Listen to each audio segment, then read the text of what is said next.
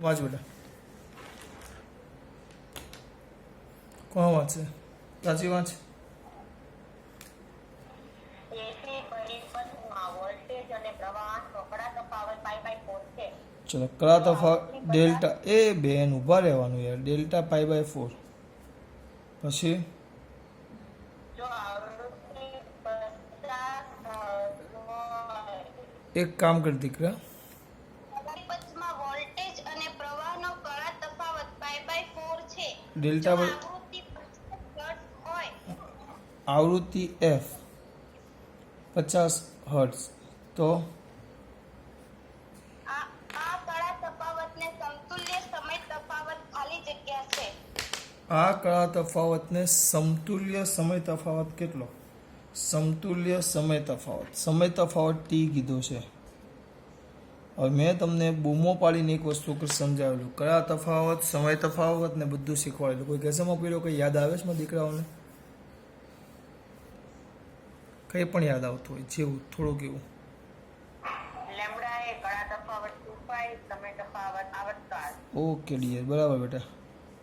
આમ હતું, જો આ હતું તો આ થાય તમારો આ કડા તફાવત 2π, બરાબર. અને અહીંયા સમય તફાવત થાય તમારો કડા તફાવત 2π થાય, અને કડા તફાવત 2π થાય, અને સમય તફાવત થાય કડા તફાવત 2π થાય, અને સમય તફાવત થાય આવર્તકાળ t.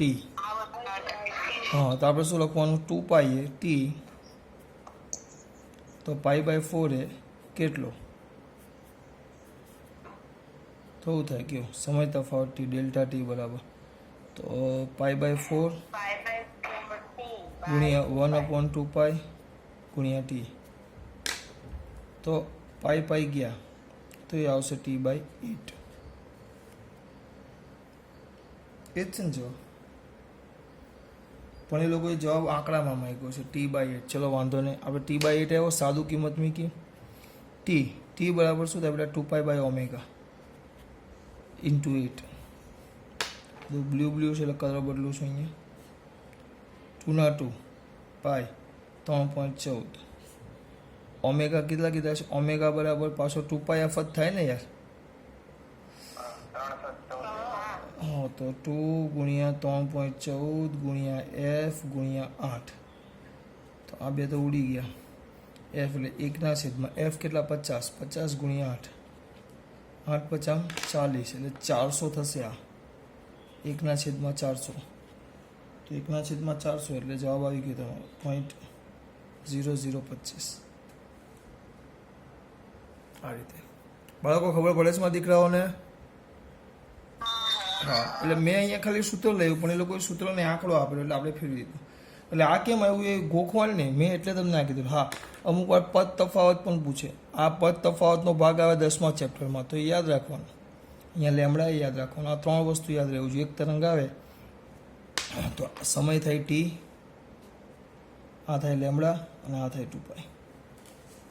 આ કમ્પ્લીટ યાદ હોવું જોઈએ. પછી આગળ બોલો હવે મારા દીકરાઓ. 49 તું કેમ દીકરા? 49. બોલ બેટા. LR શ્રેણી પરિપથને 12 વોલ્ટ 50 હર્ટ્ઝનો એસી સપ્લાય લાગુ પાડતા 12 વોલ્ટ એ બેન ઊભા રહેવાનું દીકરા. આંકડા આવે એટલે VRMS બરાબર 12 વોલ્ટ અને 50 હર્ટ્ઝનું એસી સપ્લાય એટલે F બરાબર 50 હર્ટ્ઝ આવૃત્તિ. આગળ એસી સપ્લાય લાગુ પાડતા પરિપથમાં 0.5 એમ્પિયર પ્રવાહ વહે છે. 0.5 એમ્પિયર પ્રવાહ વહે છે. પરિપથમાં વહેતો પ્રવાહ 0.5 એમ્પિયર. પછી શું કીધું છે બેટા? IRMS જો બરાબર 5 એમ્પિયર, 0.5 એમ્પિયર. તો જો પ્રવાહ અને વોલ્ટેજની કડાનો તફાવત π/3 રેડિયન હોય તો અવરોધ R નું મૂલ્ય ખાલી જગ્યા ડેલ્ટા બરાબર π/3 રેડિયન હોય તો R શોધવાનો કીધો છે. Must be find out the R. તમને R શોધવાનો કીધો છે. R બરાબર. પરિપથ છે કયું છે? LR. એટલે એકલો R કે એકલો L નથી, LR. આ જૂની ચોપડીનો દાખલો છે, એટલે જૂની ચોપડીનો સ્વાધ્યાયનો દાખલો છે. ચલો કોઈ કહેશે શું થશે? જો અહીંયા એક વસ્તુ વિચારો, R શોધવાનો કીધો છે તમને, આ ડેલ્ટા આપ્યો છે બરાબર, R શોધવાનો કીધો છે અને આમ બુદ્ધિ ચલાવો તો LR પરિપથ છે, ધ્યાન આપજો. તો તમને આ mode of Z is equal two આપણને ખબર છે વર્ગમૂળમાં શું આવશે બેટા? R² plus XL². જો તમને પણ આ Z છે પરિણામી અવરોધ, તો તમને પરિણામી અવરોધ Z મળે? પહેલાં જુઓ તો પરિણામી અવરોધ Z મળે? એક મિનિટ બીજું હે બેટા, હા કયું? હા ઓકે ચલો, એટલે આપણે જો Z શોધીએ તો Z is equal to VRMS by IRMS. કારણ કે એકલો નથી, આપણે આને R લખતા પણ આ એકલો નથી, આ LR છે. આ એકલો નથી, આ LR છે, એટલે આપણે અહીંયા LR લખવું પડે. Z is equal to VRMS by IRMS. બરાબર. બેની કિંમત મૂકી દો. બે કિંમત તમને આપેલી છે, 12 છેદમાં કેટલું છે? 0.5. એટલે ઉપર જશે 10 એટલે ઉપર 2 આવે, 1/2 થાય એટલે 24 અવરોધ આવ્યો, 24 ઓહ્મ આખો. મોડ ઓફ Z 24 ઓહ્મ આવ્યો. હવે શું કરશું? મોડ ઓફ Z 24 ઓહ્મ આવ્યો બરાબર. હવે તમને એટલે જો હવે તમને 24 ઓહ્મ એટલે આ મળી ગયું. હવે R શોધવાનું છે. જો હા, તો XL કેવી રીતે શોધશું? XL okay very good. Delta તમને આપ્યો છે, એટલે આ કિંમતો શોખ માટે ન આપી હોય તો તમે 10 ડેલ્ટા શું? તો 10 ડેલ્ટાની કિંમત મૂકી દો મારા દીકરાઓ. ચલો શું આવે? 10 ડેલ્ટા બરાબર 10 delta is equal to XL by R બરાબર. XL બાય R કારણ કે LR પરિપથ છે એટલે C ની વાત કરવાની નહીં. તો XL બાય R ડેલ્ટા આપેલો છે એટલે અહીંયા મૂકી દેવાનું. 10π/3 is equal to XL by R. ચલો XL કેટલા બેટા? π/3 કેટલા થાય? 10π/3 1060 શ્યોર √3. R ગુણાકારમાં જાય તો R શોધવાનું છે ને આપણે.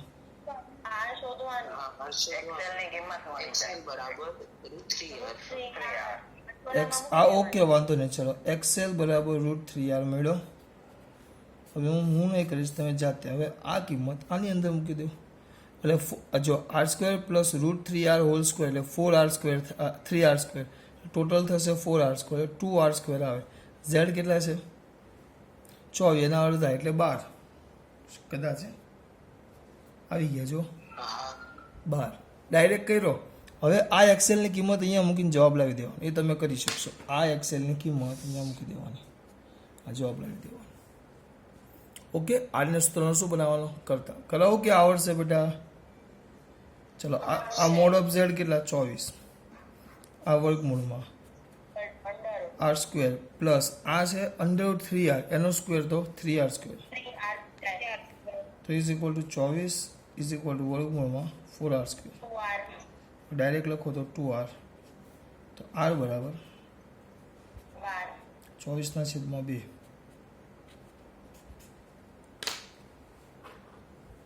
પછી 50 બોલો. 50 માઇક્રોફેરાડેના કેપેસિટરને હા 50 રેડિયન પર સેકન્ડની કોણીય આવૃત્તિ 50 માઇક્રોફેરાડે કેપેસિટર એટલે 50 ગુણ્યા 10⁻6 ફેરાડે કેપેસિટરને 50 રેડિયન પર સેકન્ડની કોણીય આવૃત્તિ કોણીય ઓમેગા બરાબર 50 રેડિયન પર સેકન્ડ.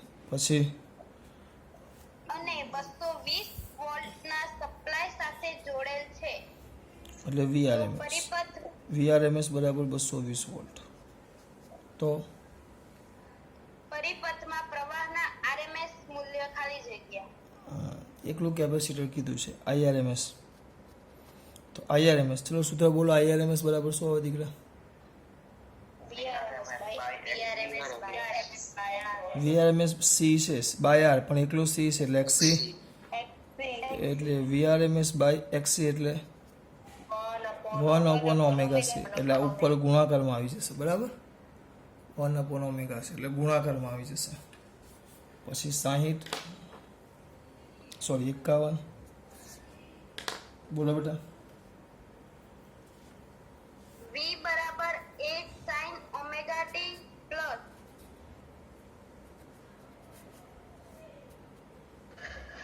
6 sin 2 omega t હોય તો વોલ્ટ હોય તો વોલ્ટેજનું ખાલી જગ્યા વોલ્ટેજનું કયું મૂલ્ય કીધું છે? RMS મૂલ્ય. વોલ્ટેજનું કયું મૂલ્ય કીધું છે? RMS મૂલ્ય. હવે તમારે બધે મારી આમ ધ્યાન આપવાનું છે. વોલ્ટેજનું RMS મૂલ્ય એટલે શું? અહીંયા ધ્યાન આપો. RMS મૂલ્ય એટલે હવે આ થોડુંક મોટું થશે, આ પાનું નહીં ચાલે, આખું પાનું લેવું પડશે આપણે. આ જૂની ચોપડીના દાખલા જે હતા હવે નીકળી ગયા છે, પહેલાં આ બધા દાખલા હતા. આ વખતે આ દાખલા આપ્યા જ નથી તમને. ચલો અહીંયા ધ્યાન આપજો. હું એક કરાવી દઉં છું, આખો જ કરાવું છું.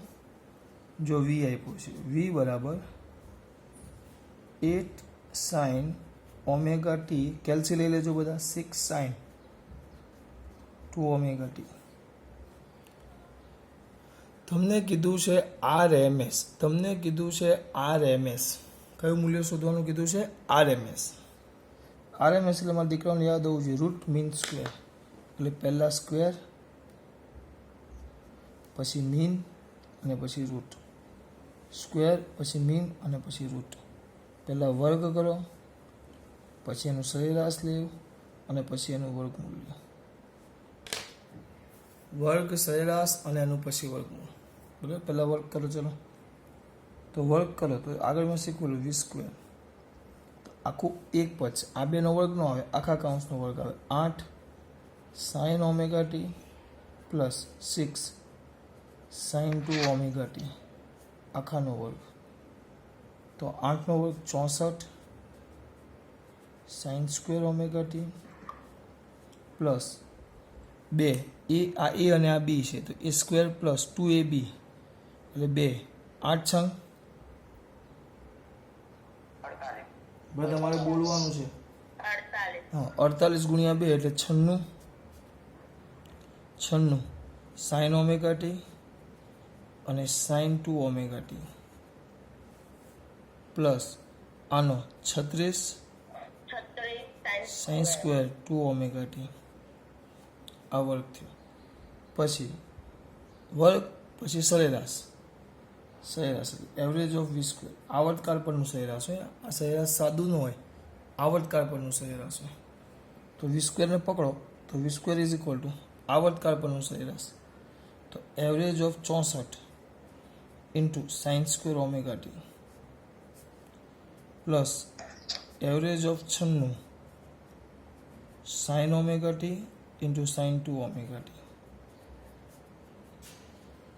પ્લસ એવરેજ ઓફ 36 આખા આવર્તકાળ પર સાઇન સ્ક્વેર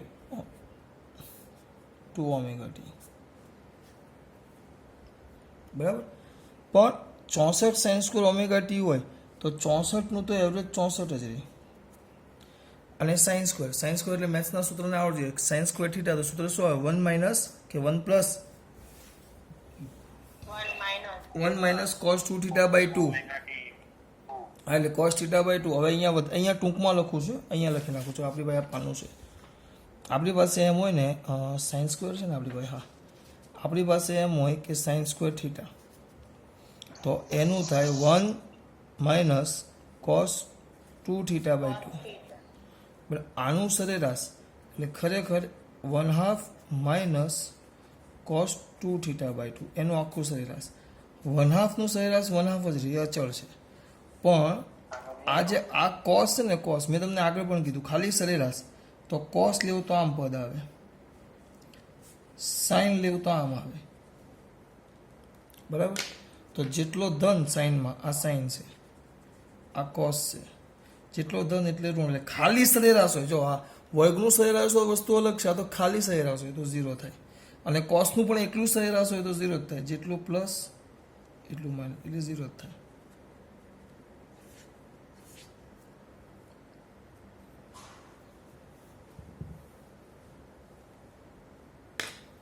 આ વસ્તુ મેન છે. એટલે આ વસ્તુ સમજાયું એટલે આ પાછળનો ભાગ છે એનો 0 થઈ જાય એટલે આનો જવાબ ખાલી 1/2 આવે. તો આ યાદ રાખવાનું કારણ કે આપણે બહુ મોટો દાખલો નથી કરવાનો, આપણે ટૂંકમાં બતાવવાનું છે. તો એનો જવાબ 1/2 થાય. તો સાઇન સ્ક્વેર છે, સાઇન સ્ક્વેર, તો આ સાઇન સ્ક્વેરનો થશે 1/2, ડાયરેક્ટ લખી નાખું છું, પ્લસ આ 96, પણ આ સાઇનને એકલો સાઇન જ કહેવાય, આ સાઇન વિધેય છે, એકલા સાઇન ભલે પાછળ omega T into omega T છે પણ એનું સરેરાશ 0 જ થાય, પ્લસ 36 શું છે sine square 2 omega T, sine square 2 omega T છે. જુઓ તો સાઇન સ્ક્વેર 2 ઓમેગા ટી છે એટલે સાઇન સ્ક્વેર એટલે આ જ પદ આવી ગયું. 2 ને એ એટલું બધું ધ્યાન નહીં, એ 2 એ આપણા માટે આ થીટા જ છે, આપણા માટે આ થીટા જ છે. હા, એટલે આપણા માટે પાછળનો ભાગ ન આવે, આગળ 1/2 તો આવશે એટલે આનું પણ 96 ગુણ્યા 1/2 આવશે. આ 64 નો અડધો ભાગ કેટલો થાય? 32 પ્લસ 18 દુ 36 ને 18 એવરેજ ઓફ વી સ્ક્વેર આવ્યું. આપણે તો VRMS શોધવાનું છે એટલે વર્ગમૂળ લેવાનું, આપણે તો VRMS શોધવાનું એટલે વર્ગમૂળ રાશિનો વર્ગ એનો સરેરાશ, હવે એનું વર્ગમૂળ, તો એ તમારું VRMS થઈ ગયું. તો વર્ગમૂળમાં કેટલા થયા? 50. તો વર્ગમૂળમાં 50 એટલે કેટલા થાય? 7.07. આ રીતે થાય VRMS. આખું મેં તમને સમજાવ્યું. આ કોઈ પણ રાશિ માટે આપ્યું હોય તમને આવડવું જોઈએ, કોઈ પણ રાશિ માટે આપ્યું હોય આવડવું જોઈએ. એનીવન કોઈ પણ રાશિ માટે આપ્યું હોય આ તમને કમ્પલસરી આવડવું જોઈએ. બાળકો ખબર પડે છે આમાં? ચલો ફેઝ ડાયાગ્રામ આવ્યો, ફેઝર.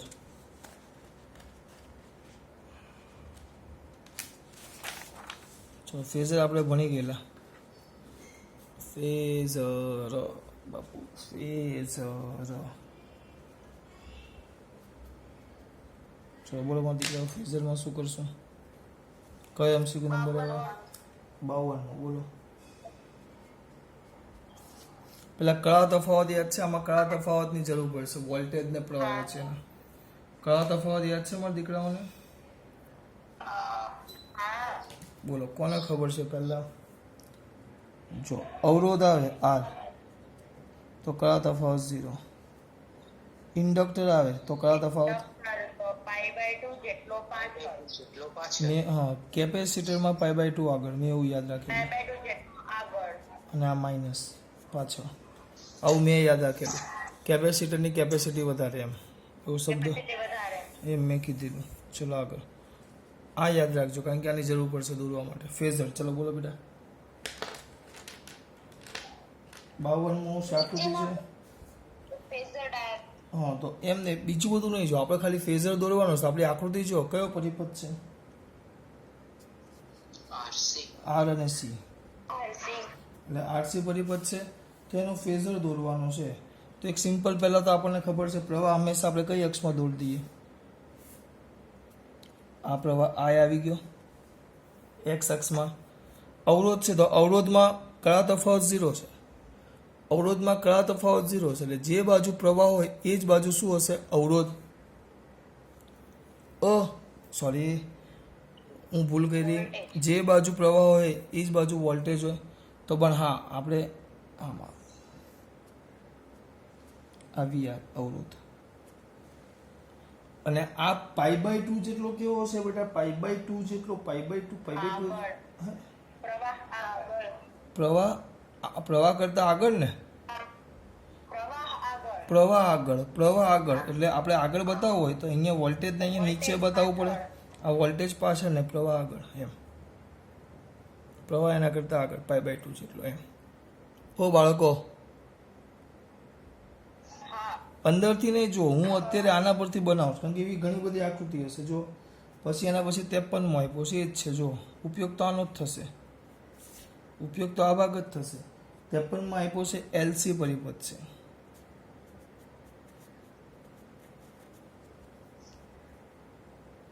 માં છે LC પરિપથ. તો LC પરિપથમાં શું આવે? કોઈ કહેશેમાં કોઈ?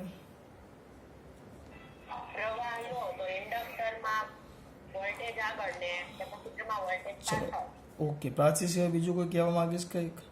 પ્રવાહ પહેલાં તો આપણે એક કામ કરો, આપણું બ્લુ કલરનું પહેલાં એક વસ્તુ દૂર નાખીએ.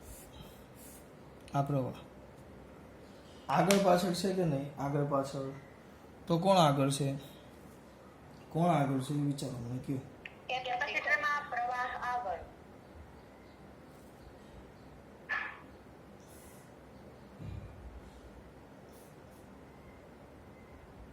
ઇન્ડક્ટરનો વોલ્ટેજ આગળ દોરવાનો. ઇન્ડક્ટરનો તો આમાં મને થોડુંક ભૂલ લાગે છે. એક મિનિટ તો આપણે અહીંયા ધ્યાન આપો. આ પ્રવાહ આપણા નિયમ પ્રમાણે પહેલાં આપણે ઇન્ડક્ટર દોરીએ તો ઇન્ડક્ટરમાં શું આવે? π/2 જેટલો પાછળ પ્રવાહ, એટલે વોલ્ટેજ π/2 જેટલો આગળ. આગળ.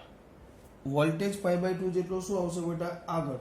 તો આગળ હા તો એટલે ઉપર આવશે. હા હું એ કહું છું, વોલ્ટેજ ઉપર આવે અહીંયા, એનો જવાબમાં જો તો પ્રવાહ થાય. બરાબર.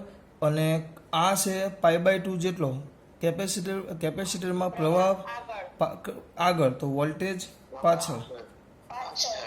આમ આવે તો એ લોકોનો જવાબ ઊંધો છે બેટા. જો હા, ઊંધો છે. સર એટલે જવાબ ઊંધો આપ્યો, સોલ્યુશનમાં સાચું લખ્યું છે. એવું છે. હા, રીયલ ને ધનવાયક છે, વીસી ને ઋણવાયક છે. ચલો કઈ વાંધો નહીં. ચલો એ આપણે જોયું. આપણે તો ખાલી હું તો આકૃતિઓ જોતો હતો. 54 બરાબર છે ને? આપણે આમ 54 પાછળ એટલે આપણે 54માં. ચલો વાંચો 54માં.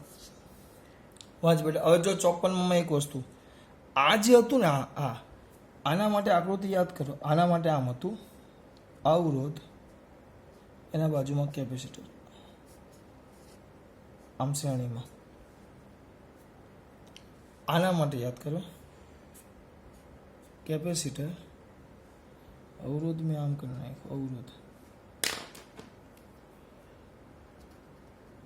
અવરોધ કેપેસિટર, અને બીજું શું કરવાનું હોય આપણે? ઇન્ડક્ટર. આમ છે. આમાં શું હોય ખબર? શ્રેણીમાં છે એટલે આ બધામાંથી પસાર થતો પ્રવાહ સરખો હોય. પ્રવાહ એટલે બધા માટે પ્રવાહ આપણે ફિક્સ એક જ લખી નાખીએ. પ્રવાહ ફિક્સ એક જ લખી નાખીએ. પતે તરત જોઈન્ટ થઈ જજો. બરાબર? પતે તરત જોઈન્ટ થઈ જજો. હા, એટલે આ પ્રવાહ આમાં એક જ આવે, આ કેપેસિટર ને ઇન્ડક્ટર બંને માટે. આ ધ્યાન રાખજો, બંને માટે એક જ આવે. પણ હવે શું થાય છે? એના પછીની આકૃતિ જુઓ. આમ છે અવરોધ ને ઇન્ડક્ટર છે.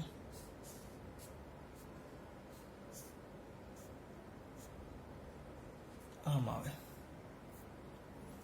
આ એસી સિગ્નલ. પછી છે અવરોધ ને. તો આમાં શું ફરક પડ્યો? કોઈ મારો પૂરો કહેશે? વોલ્ટેજ સમાન છે. સમાંતર જોડાણ છે.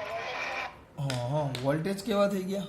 સમાંતર થાય. હા, આમાં આ જે શ્રેણીમાં હતું, શ્રેણીમાં, તો શ્રેણીમાં આઈ સમાન હોય, જ્યારે આમાં વી સમાન હોય. ધ્યાન રાખજો. પેલામાં આઈ સમાન હોય, આમાં કોણ સમાન હોય? વી. વી એટલે કોણ? વોલ્ટેજ.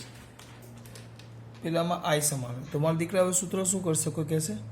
સિમ્પલી આગળ વધશું આપણે. કઈ જ નહીં. વી સમાન તો તમે આલેખ દોરો તો અહીંયા આવે વી આવે. પ્રવાહ નહીં, વી એટલે દર્શાવવાના પ્રવાહ. આપણે જેમ આમાં હતું એમ બોલીએ. બસ હું બોલું. આમાં શું? પ્રવાહ સમાન હતા એટલે એને એક્સ અક્ષ પર દોરી દીધું. આમાં વોલ્ટેજ સમાન એટલે વી અક્ષ એક્સ અક્ષ પર આવી ગયું. પહેલી વસ્તુ એ ક્લિયર થયું છે મારા દીકરાને. બરાબર? પહેલી વસ્તુ એ ક્લિયર થઈ જોઈએ. ચલો હવે ઇન્ડક્ટર. પ્રવાહ ક્યાં દર્શાવવાનો? પ્રવાહ બસ એમાં તો આપણે જેમ બોલીએ એમ લખી દેવાનું. હવે જેમ બોલીએ એમ પાછળ હે π/2 જેટલો પાછળ એટલે નીચે. ઇન્ડક્ટરમાં π/2 જેટલો પાછળ. અને અવરોધમાં જ્યાં પાછળ પ્રવાહ ઇન્ડક્ટરમાં પાછળ એટલે ક્યાં આવશે? નીચે. નીચે છે. એટલે વીએલ નીચે. અને અવરોધમાં તો ત્યાં હોય ત્યાં અવરોધ છે ને, સોરી. જો કેપેસિટર હોત તો અહીંયા આવી જાત વીસી, અને અવરોધ અહીંયા આવે. આઈ પ્રવાહ. ઓહ સોરી બેટા, આઈએલ, આઈસી, આઈએલ અને આઈઆર. ઊંધું લખ્યું મેં. આ આઈએલ, આઈસી અને આઈઆર. ચલો પાછું એકવાર ગુચરો થઈ ગયો. આ વી પહેલા આ અવરોધ માટે તો આ બે એક જ દિશામાં આવે, અને આમાં શું આવે, આ ક્યાં આવે, પ્રવાહ. એટલે હવે આ નિયમ ચાલે પાછો કે પ્રવાહ એ વોલ્ટેજ કરતાં કળામાં π/2 જેટલો પાછળ, એટલે નીચે, અને આ પ્રવાહ એ કેપેસિટરમાં π/2 જેટલો આગળ, એટલે અહીંયા આવ્યો વિકલ્પ આવ્યો તમારો. આપણે કયો છે? એ આવી ગયો. જો બાળકો ખબર પડે છે આમાં? ચલો પછી કયા આવ્યા? 55. બોલો 55. બોલ બેટા. 220 વોલ્ટ એસી સપ્લાય એલઆર શ્રેણી સર્કિટને લાગુ પડતા ઇન્ડક્ટરના બે છેડા વચ્ચે VRMS બરાબર 220 વોલ્ટ. આગળ ઇન્ડક્ટરના બે છેડા વચ્ચે વિદ્યુત સ્થિતિમાન 176 વોલ્ટ હોય. ઇન્ડક્ટર એટલે VL 176 વોલ્ટ. તો બોલ. અવરોધના છેડા વચ્ચે વિદ્યુત સ્થિતિમાન VR શોધો. અવરોધના બે છેડા વચ્ચેનો વિદ્યુત સ્થિતિમાન VR શોધો એમ કીધું છે. કઈ કરવાનું ને VRMS એટલે યાદ કરો, આપણે શ્રેણી સમાંતરનું સૂત્ર આ પણ ચાલે. VRMS અથવા V વર્ગમૂળમાં ડાયરેક્ટ લખી શકો તમે VR² plus VL minus VC whole square. આને વ્યવસ્થિત લખો, LR પરિપદ છે એટલે વર્ગમૂળમાં શું આવશે બેટા? V² plus VL². તમારી પાસે VRMS ની કિંમત છે, આ VRMS છે, એની કિંમત છે VR ની છે, અને VL તમારે શોધવાનું છે. હે VR શોધવાનું. બે છે અવરોધ જ કીધો છે, VR તો શોધવાનો છે. VRC આપ્યું છે બેટા 220 વોલ્ટ એસી. ઇન્ડક્ટરના બે છેડા વચ્ચેનો 176 કીધો તો છે.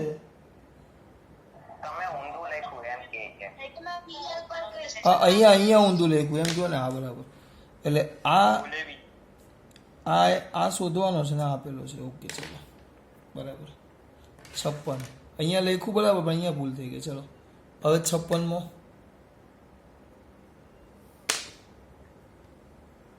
ચલો ચાલુ કરો. એક એલસીઆર પરિપથમાં અવરોધ, ઇન્ડક્ટર અને કેપેસિટરને સમાંતર વિદ્યુત સ્થિતિમાનનો તફાવત અનુક્રમે એટલે V બોલતી છે તો V 70 વોલ્ટ. કોણ છે? અવરોધ, ઇન્ડક્ટર અને capacitor. VR 70 volt, VL 90 volt અને VC 65 વોલ્ટ હોય તો એસી સપ્લાયના વોલ્ટેજ ખાલી જગ્યા. આ સૂત્રનો ઉપયોગ કરવાનો છે. બરાબર. ચલો 57. આર અવરોધવાળી અને એલ ઇન્ડક્ટન્સ ધરાવતી એક કોઇલને ઈ વોલ્ટ ધરાવતી બેટરી સાથે જોડેલ છે. કોઇલમાંથી પસાર થતો પ્રવાહ ખાલી જગ્યા. બેટરી સાથે જોડેલ છે. શબ્દ પર ધ્યાન આપજો. કોની સાથે જોડેલું છે? બેટરી સાથે. એનો મતલબ શું થયો બેટા? બેટરી સાથે જોડેલ છે એનો મતલબ શું થયો? હા, ખાલી બેટરી કીધું છે, ડીસી બેટરી થાય. એટલે તમારું આ જે કોઇલ છે, કોઇલ માત્ર કયા તરીકે કામ કરે? અવરોધ.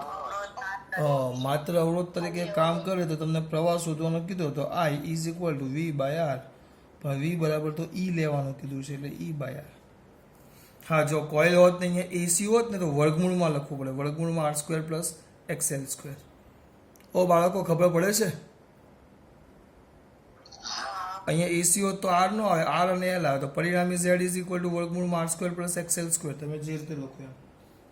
આગળ ચલો. પછી 58 બોલ બેટા. આપેલ પરિપથમાં V બરાબર 5 વોલ્ટ, V બરાબર 5 વોલ્ટ, VL બરાબર 3 વોલ્ટ હોય તો VR બરાબર ખાલી જગ્યા. VR બરાબર ખાલી. કયો પરિપથ છે જોઈ લો, મારે કહેવાની જરૂર નથી. LR પરિપથ છે. તો સૂત્ર શું આવે? V ઇઝ ઇક્વલ ટુ બોલો વર્ગમૂળમાં VR અંદર નહીં જોતા, VR square plus VL square square. તો આ VR નું સૂત્રનું શું બનાવવાનો? કરતા. આવડશે? ચલો હવે 5